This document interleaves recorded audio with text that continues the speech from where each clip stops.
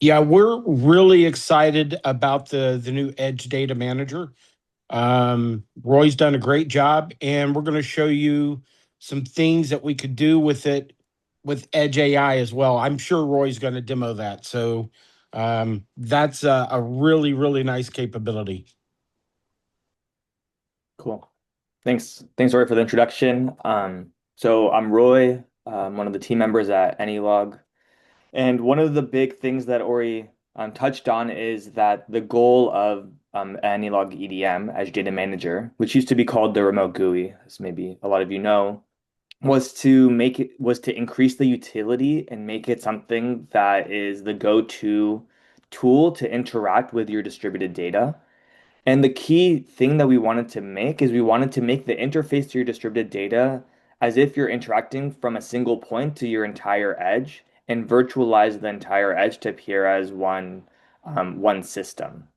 And so with these new changes, we're making a step toward that goal. And I'll demo some of the new features that we have. Some of them small and some of them will be bigger, but I'll build on top of them. So the first big change here you'll see that the license information is directly at the top of the screen. And this license information is dependent on the node that you are connecting to. One other thing that we made to increase the utility is that you can deploy the Edge Data Manager on any machine, and as long as that machine has access to the node you are executing your request against, you can you can access your entire network. So the value here is that you don't need to host this EDM, the Edge Data Manager, on a dedicated server or machine. You can deploy it on demand on any kind of machine that can run a browser and have access to your data whenever you need it. So if you click on the license 2, you get your licensing information. You see all the configurations for the EDM that you deployed. And you can see here that I'm connected to an internal network on my home network. So that's the first small change. The next change is that we added caching throughout the entire EDM GUI. And the reason is that we were initially playing around, so we would type in like let's say a SQL request, and then if you would transition to a different page, so for example, if you go to this page and then you go back, this would initially go back to the default query, which is get status. So now what we've enabled throughout this entire page is your interaction is cached, and you can go in between each tab on the left and go back and forth as if it's in one seamless process. So you're all familiar with this client querying request. This is just AnyLog queries. So you can run get status, you can run queries, whatever you want. But the more interesting capability that we added is we integrated directly the MCP client or our MCP server directly into the browser. And what I mean by that is now you can run and connect to any LLM of your choice. And many of our clients and users are now wanting to run LLM like Claude at the edge. One, because Claude can't run at the edge, and you also don't want to run Claude with edge data because this means you have to move all the data generated at the edge to some cloud environment and then have Claude process on your data and then bring the results back to the edge. So that kind of goes against the point of keeping data at the edge and managing your data at the edge. The second thing of why a lot of clients don't want to use Claude is that you lose all your data privacy and you lose your data sovereignty. So now Claude has access to your edge data and you don't know what they are doing or what the permissions are for them to use that data for their own training purposes. So a big thing is being data sovereign, and we've enabled you to deploy your models at the edge and connect to them directly using this MCP client dashboard. One example here is you can see that we specify the MCP URL. So this is any query node or operator node that that has the MCP service enabled, and you provide the IP and port to that service. You then provide the IP and port to your LLM-based URL. So in this case, I have another machine that's just right next to me, and it's has a GPU on it, and I'm running a Qwen 3.5 9 billion parameter model. And so I connect to that node. If your model has a bearer token, which is just a security token to access it, you can also specify that token. And you can also choose how you want to interact. So right now we support OLLAMA and Open AI interactions. The next thing you can do is you can specify your timeout. So how long do you want to wait for the LLM to respond? In many cases, um, this is basically meaning how long do you want to let the LLM process the data before canceling the request. And finally, one of the cool features is we are able to understand and see exactly what models you have hosted on this endpoint, and you can choose which models you want to run at the edge, and you can change that dynamically through your chat experience. The other thing is you can obviously name the assistant. So if you want to name Quen some value, you can do that. And the final feature on this left side bar is you can add instructions, and these instructions are prefixed to every single request that you send in this chat. So, for example, if you don't want the LLM to access this specific table, you can put it, rather than typing it in every single time, you can include that in the instructions, and that will be prefixed to your request. If we scroll down to the bottom here, we also see a MCP tools. And so based on the IP and port of the MCP server you're connected to, you will see all the available tools that are available to the model. And this is just a nice little thing that you can specify tools if you want and see that all the tools and the changes you're making to the MCP server are persistent. So now that we are moving towards this screen, so one of the things is you can have multiple chat windows and you can name these chats. So you can say data querying and you can go back and forth to different chat windows. So the first thing is you can ask basic requests. So some basic requests you can ask are how many nodes are in the Anylog network? If you click this blue dot on the side here, it'll actually show you the what tools the LLM called and what the request was and what the response was as well. So this is very valuable for debugging. So for example, the list tools, it just sends an empty JSON, and in return, you get the list of tools that you called. And then the LLM says, okay, I got all the tools. Now I'm gonna execute a request against the get node list tool. And we can see that it was completed in 600 milliseconds and the total runtime was 7.5 seconds. And so we can see that it asked to execute this tool and it got this response in return. And now, given this response, the LLM was able to say there's 14 unique nodes, one master node, three operator and query nodes, and it was able to kind of give you a summary of the number of nodes. But then you can dive deeper and you can say what databases are available to query. I And so would also again, say another important thing is if you scroll up a little bit, Roy, you'll see that the total chat response took 93.9 seconds. So an edge-based LLM running on a very low-end machine was able to process that and process it in a minute and a half. yeah, I'll talk about the performance after this. There are models that you can run on low-end machines that are very fast. So so for example, we can ask what databases are available to query, and we can see we have six tables, six databases, and it even summarized and so it says we have six databases, and it can say, well, you can also use list tables, and you can get the tables for these databases as well. So then I asked it, okay, well, tell me the tables, and it does that. So what we're kind of showing is that AnyLog here has very powerful MCP server, and the MCP server exposes all the tools that customers and users end up using on a day-to-day basis. And all of these interactions can be fully automated by deploying an LLM at the edge and interacting using this MCP client. But the data that we can extract is not just on what databases and tables and the network topology of Anylog or Edgelake, but we can also ask things of the sort of, well, let me find one. So I can ask it, well, let's keep traversing by getting the children of the root until you find the depth metric. So I'm kind of just telling it there's a metric called depth somewhere in the data.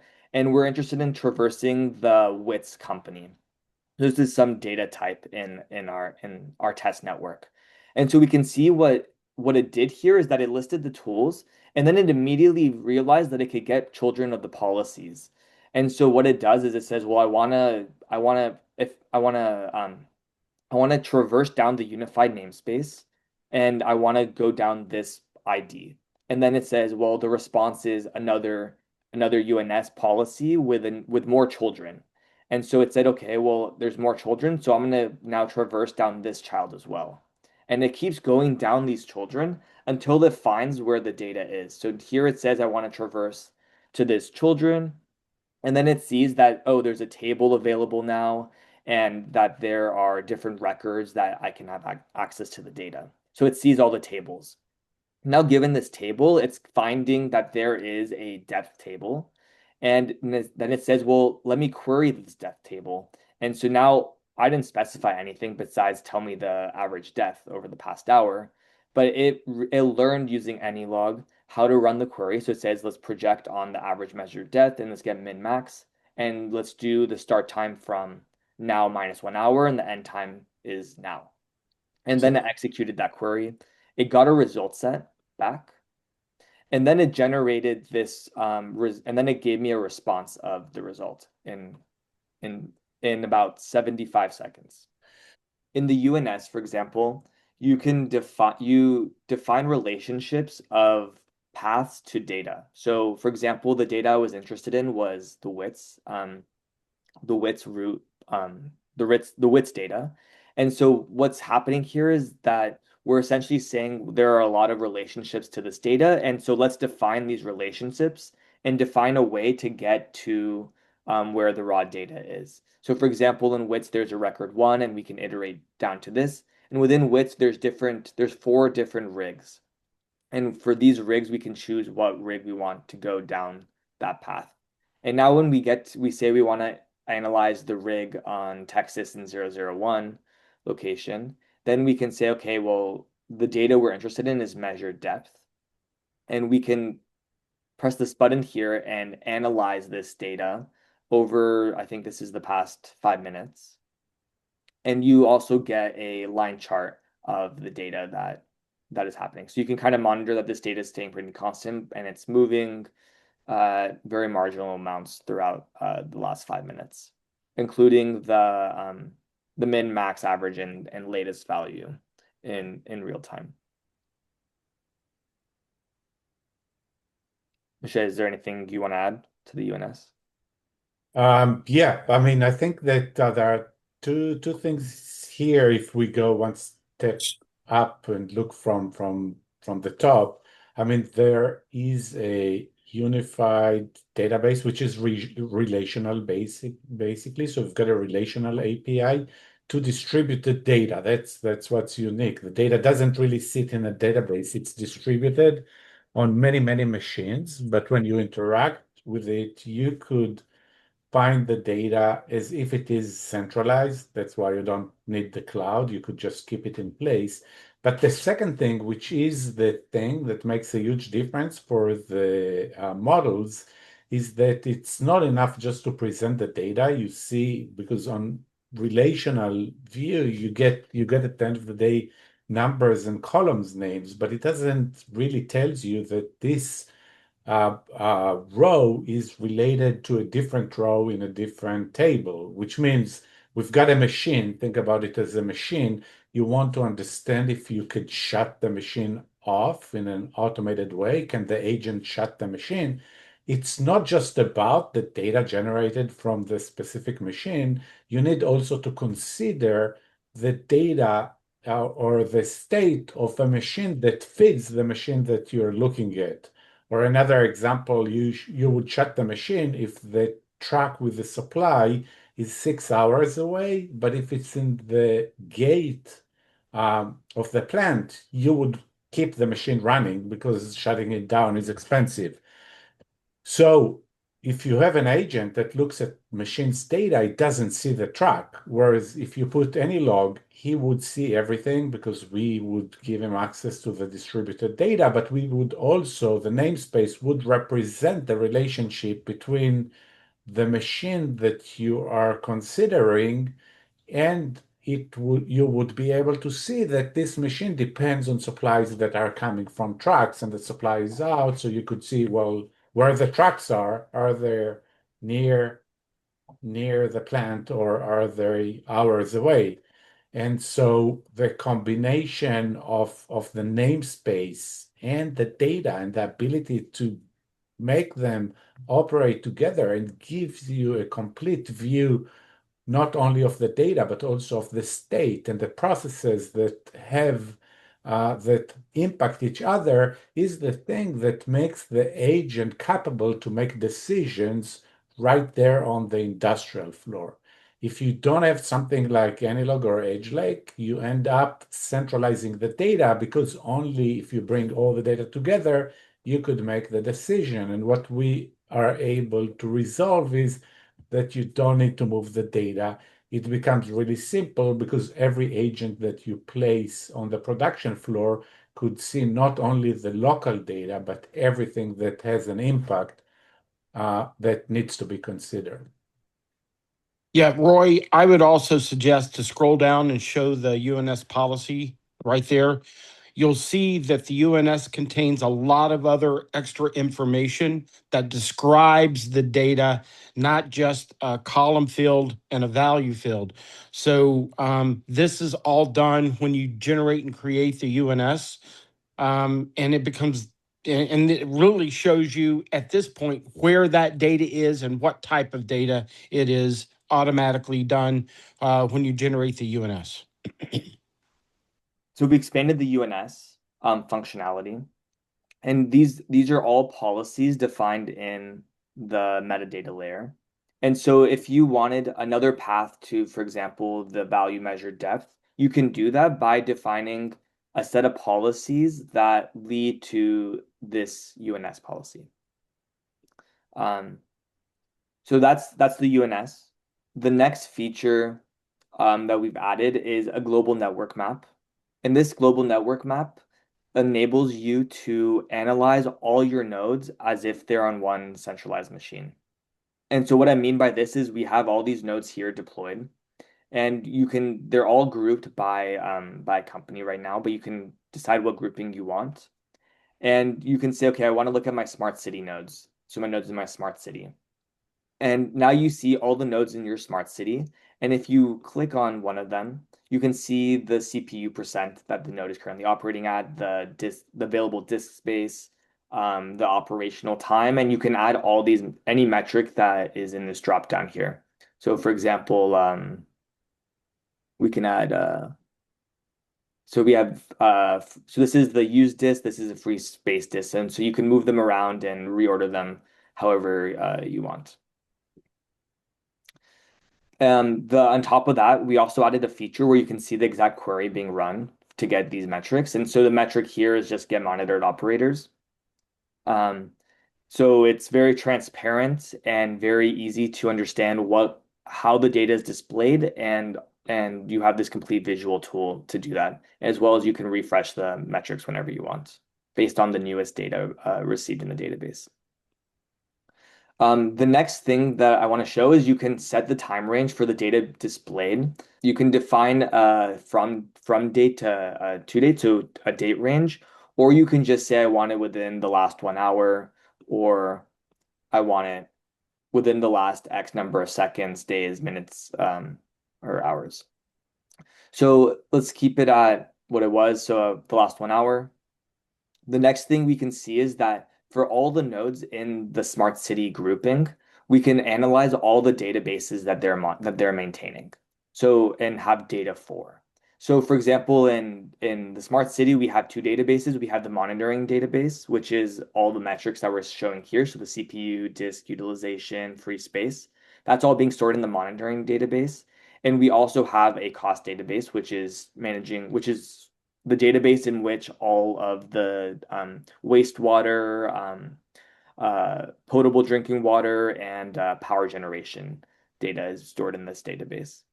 So based on the database that you select, you'll see all the tables that are available to you.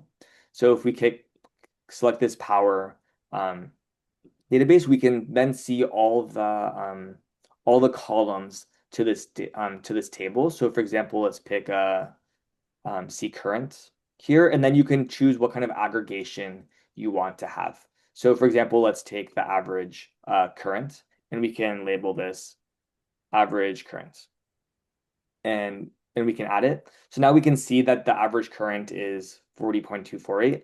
And again, you can create your own dashboard to manage all the data within this grouping. And again, one of the things that is valuable here is you can leave the page, go back to the page. It'll take you to this home page here, but all the data is still being presented to you, and everything is nicely cached for you to continue utilizing this information whenever needed. The next part here is that we also added warnings onto the nodes based on certain criteria that are defined. So for example, a node will have a warning if its disk usage is above 78.5%, is above a certain measure, I think it's 75%.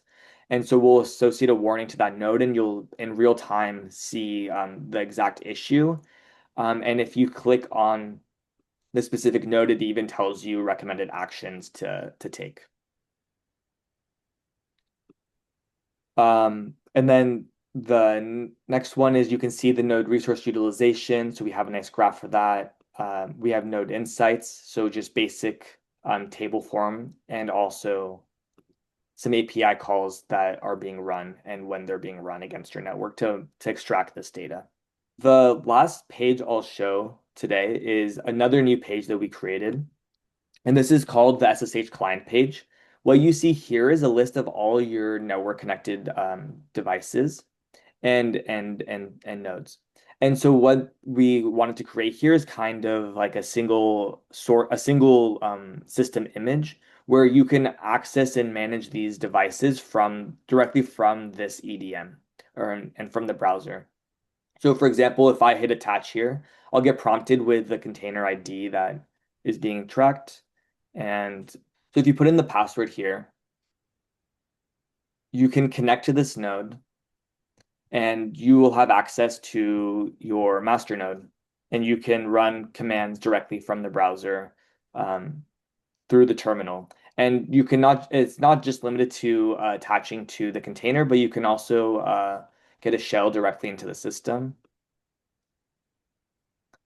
So if we go here, I have access now to the shell of the machine running the master node, and I can actually also exec directly into the container image as well. So all of these terminals you can reorder the terminals based on your use case, and have complete managerial. You can have a simple way to manage all your devices from a single point. So that's the demo for the Edge Data Manager. It's available for anyone to use, and it works with AnyLog customers and also Edgelake users as well. This project is also open source, and so it's also welcome to have people who use this product to submit PRs and add plugins to this project, and we'd be happy to work with anyone who wants to contribute to the Edge Data Manager. When we build UNSs, most of our UNSs are being generated. The policies for the UNSs are being generated by an LLM. So you ask the LLM to analyze the data and create a viable UNS given a structure, UNS structure. I've been using ISA 95 for that, and which is an industry standard, and it will automatically generate the UNS based on the data it sees, and then those policies that were generated can then be pushed into the metadata layer and now available to everyone on the network. Yeah, and if we talk about the UNSs, I think two interesting things to notice is one is if you go to a UNS or if you are familiar with the Viva Pi, UNSs are based on physical organization of the data. So you you have to organize your data in a particular hierarchical manner that represents the UNS. The same thing if you push your data to a broker, right? You have to physically bring your data to the broker and add topics, and that represents the UNS. But again, data has to move, and data has physically to represent the UNS, which obviously, if you have a lot of data, this is a huge bottleneck. Whereas here, if you think about what we're showing, the UNS has no dependency on the physical location of the data. This is UNS over distributed data, kind of a virtual UNS over the data. So first, data doesn't move, but the second thing is you could have multiple UNSs. So for example, you could have a UNS that represents the operator point of view, the machines, which process depends on which other process, and so on. But at the same time, you could have additional UNSs over the same data that represents, the business logic represents the needs of a particular department. Look at the data from a different viewpoint. And again, this is unique. It's unique in the sense that you could have multiple UNSs and also the simplicity. You don't have to move data around in order to be able to tie your physical data to logical structures.